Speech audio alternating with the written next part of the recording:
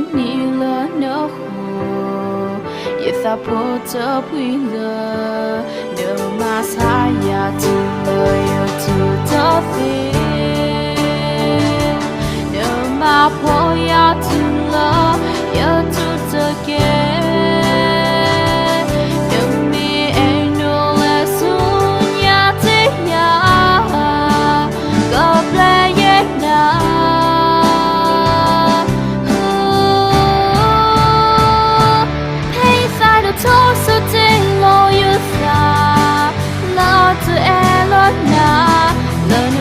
cơ cho bao mà phô khô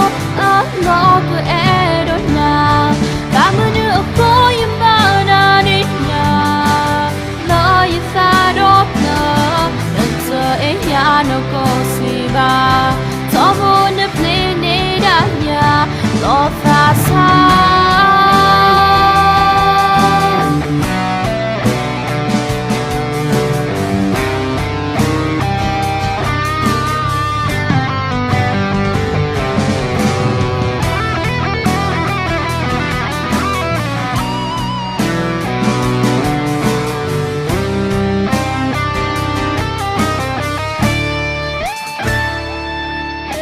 cứ ho lỡ nhau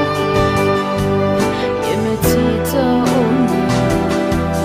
ye cứ ni lỡ nhau ye ta po cho pui lỡ nếu mà sai ya tu lỡ yo tu cho phi nếu mà po ya tu lỡ yo tu cho ke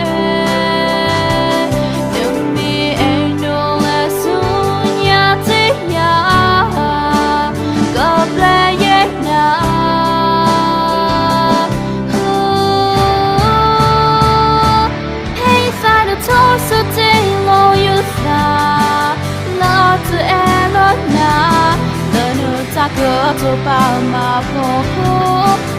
lo cứ e đôi nhà ta mới được có im bao na đi nhà lo yên xa đốt nở được giờ ấy nhà nó có gì ba cho vô nếp lên để đã nhà cái lời yêu có nên mình lên suốt nhà yêu xa cứ mưa cho kia yêu cơ từng khi cho kia lời nước trái ta mà xa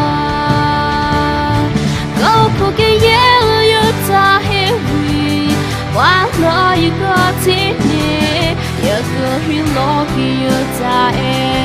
sự quá lo ở nhà giờ xua ta